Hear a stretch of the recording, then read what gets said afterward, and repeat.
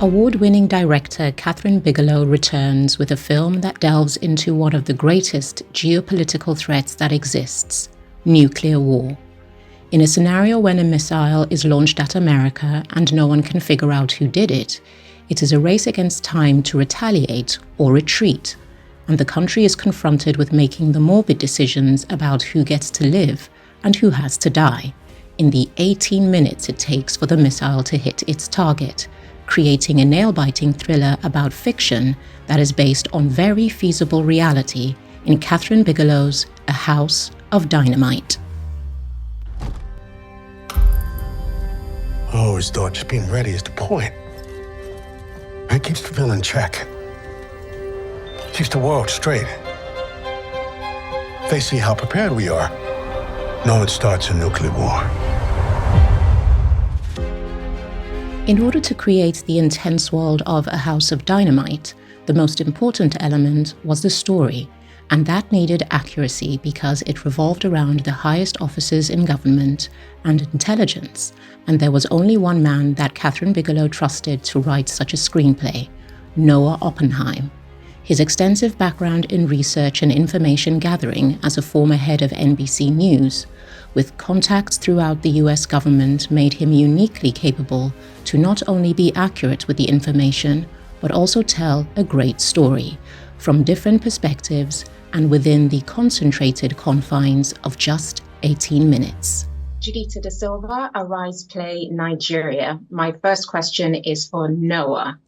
KATHRYN sought you out specifically to write the screenplay for this film because you have an extensive background and knowledge and contacts in the US government and beyond. But with that wealth of information at your fingertips, did you at any point have to be cautious with how much you poured into the screenplay because you might inadvertently give away in-house trade secrets of US operations because there would be a point where accuracy might become compromising? It's a great question. I think, one of the things that was interesting to both KATHRYN and I when we began the research process and when we got on Zooms and phone calls with various contacts was how willing folks were to speak about this topic. I think there is a sense within the national security establishment amongst people who work on the nuclear issue that it has been ignored by the general public for a very long time. I mean, if you're a general at Stratcom like Tracy plays, and you wake up every day confronting the nuclear threat, you're very aware of how serious a danger it is and what a responsibility rests in your hands and the hands of the rest of the United States government. And I think they welcome more participation in that conversation and more attention because they know better than anyone how serious it is. So people were very willing to share. A lot of it is in the public domain in terms of these processes and procedures, and we were able to take advantage of that.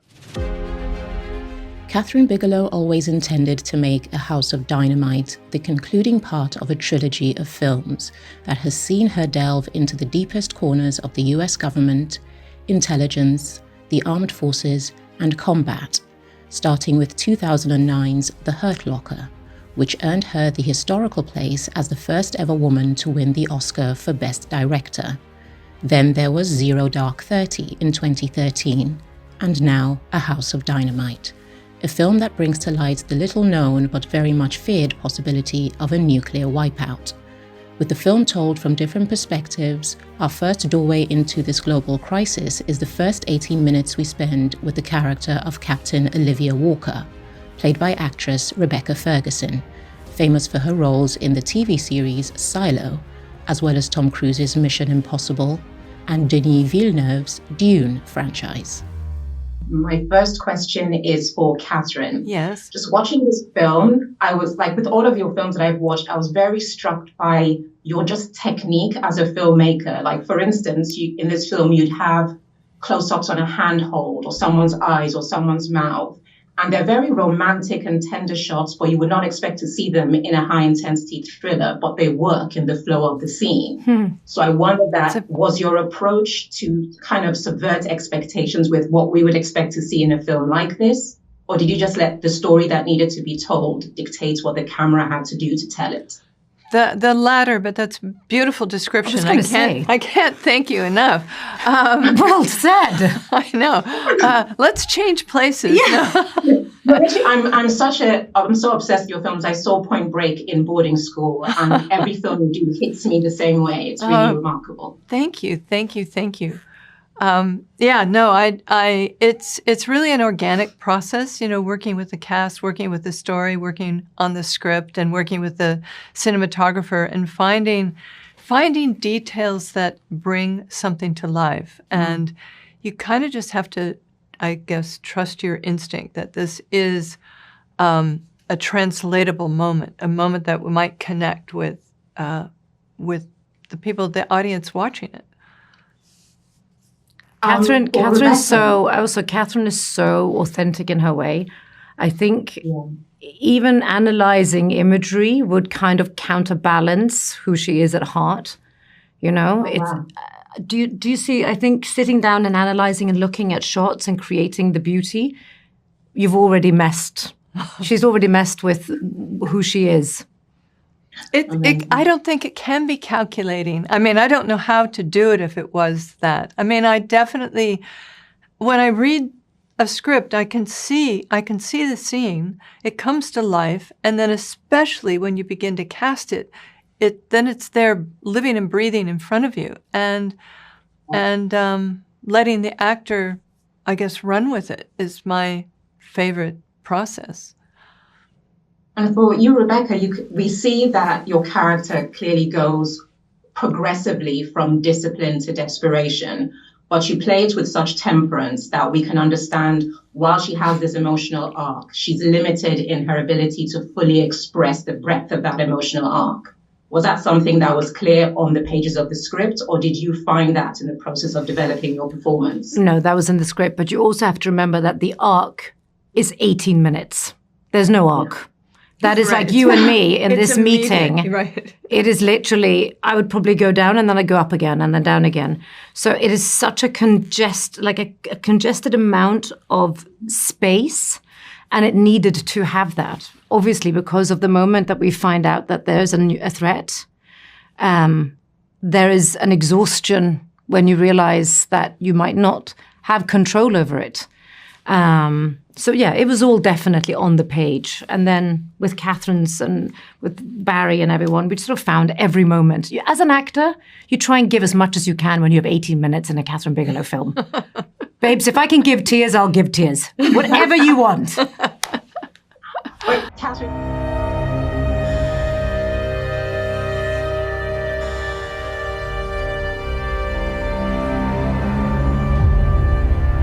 Approximately 3 minutes ago, we detected an ICBM over the Pacific. Current flight trajectory is consistent with impact somewhere in the continental United States.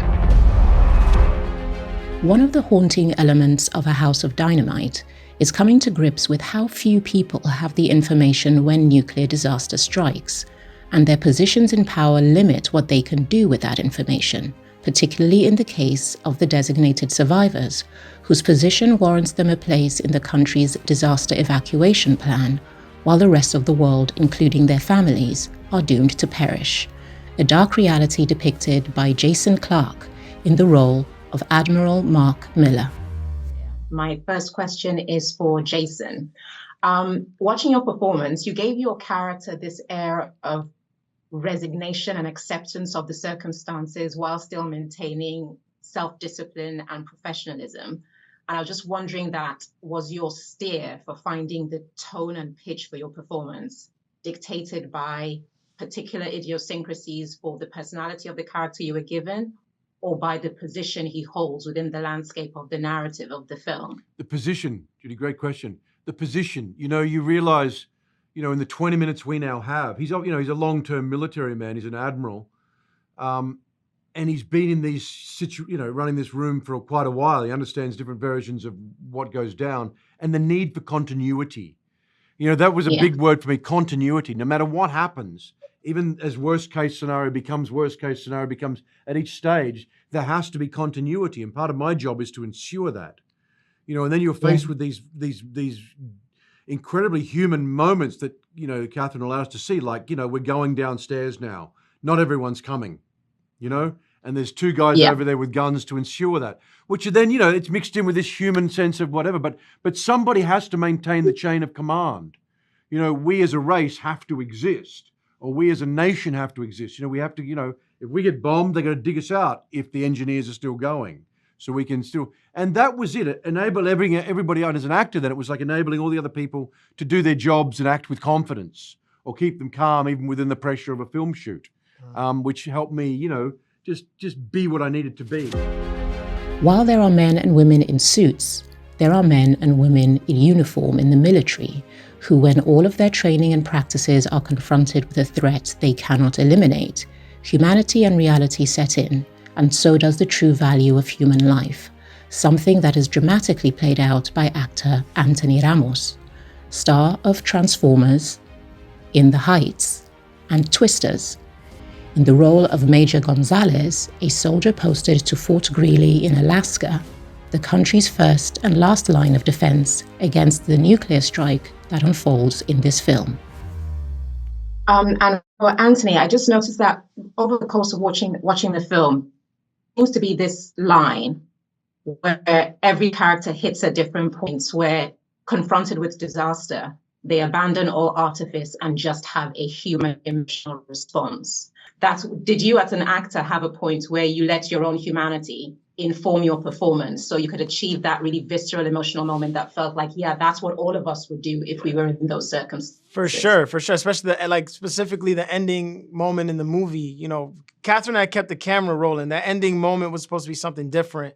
And but there's this moment where he storms out the door and he's like dry heaving, like he's sick to his stomach with with the knowledge of the reality of like what is about to happen. And there's all these feelings, right? There's like guilt, there's shame, there's doubt now, like was I good enough? I could have been better. There has to be something more I could have done. I let my country down. I'm the reason why people are going to die.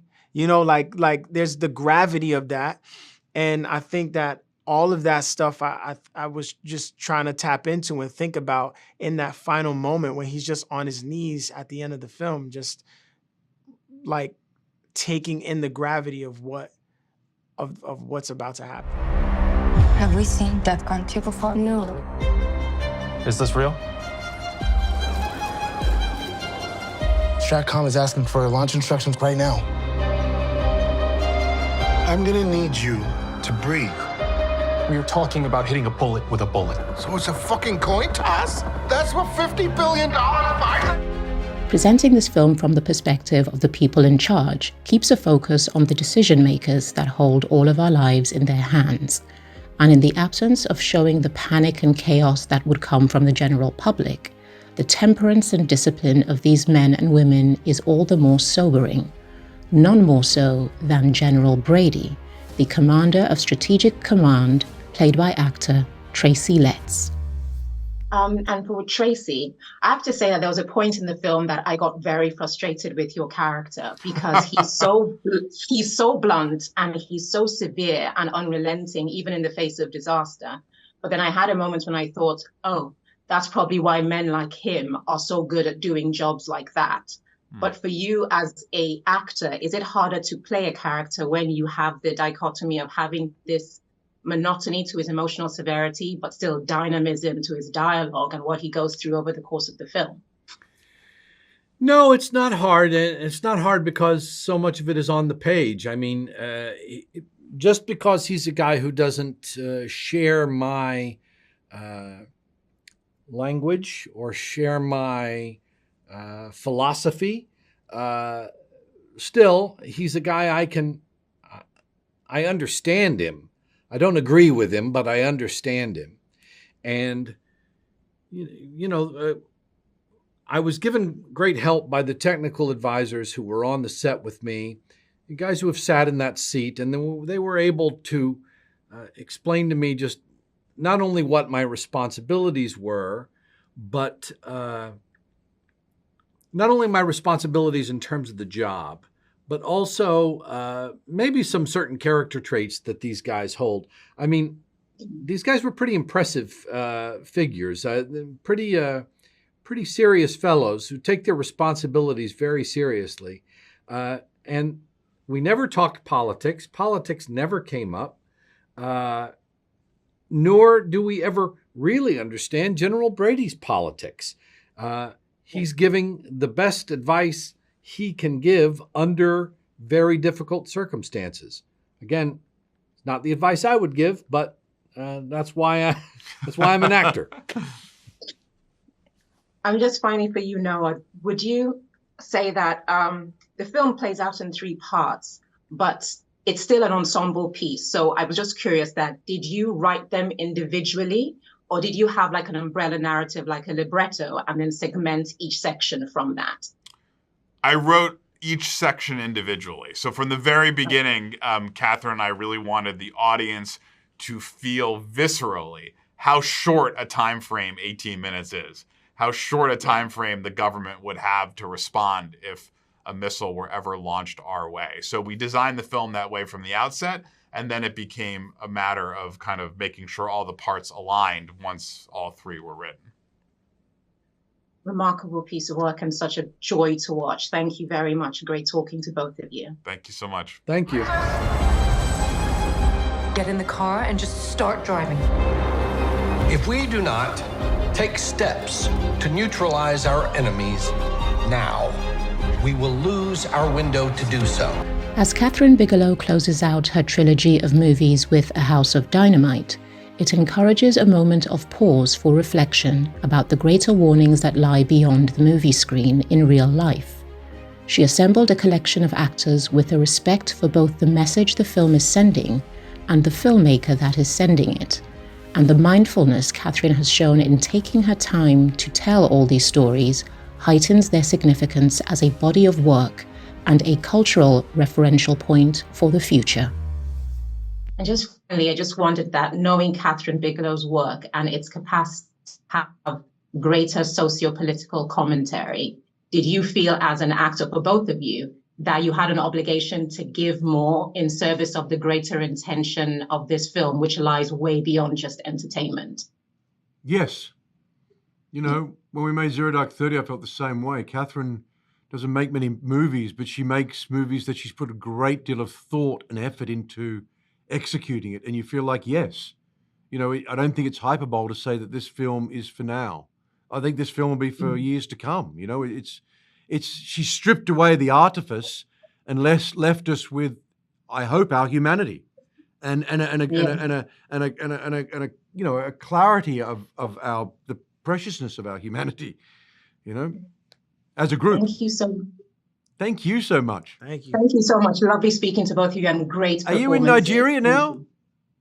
No, I'm in London. I'm going to Nigeria soon. I really want to go to Nigeria. I've got a lot of Nigerian friends. Please come. We're trying to get know. KATHRYN to come as well. We'll make a party of it. Everyone just come on down. Oh, man, I'd love to. I'd love to have a party. If we get this wrong, none of us are going to be alive tomorrow. There is no plan B. We did everything right? We did every fucking thing right.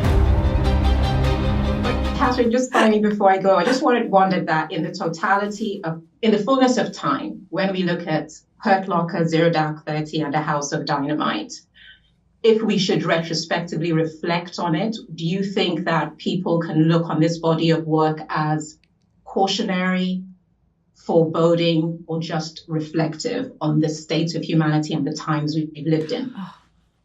Well, I think definitely it's a call to action, and I think if we could begin to have conversations about, you know, the nuclear environment that we live in and how hair trigger it is, I mean, that would be the optimum.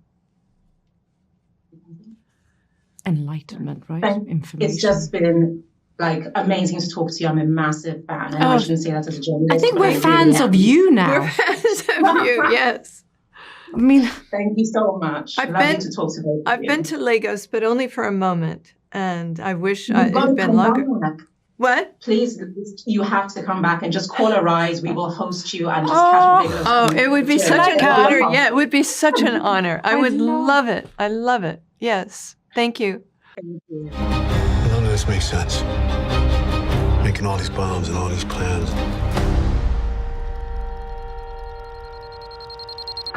The walls are just ready to blow.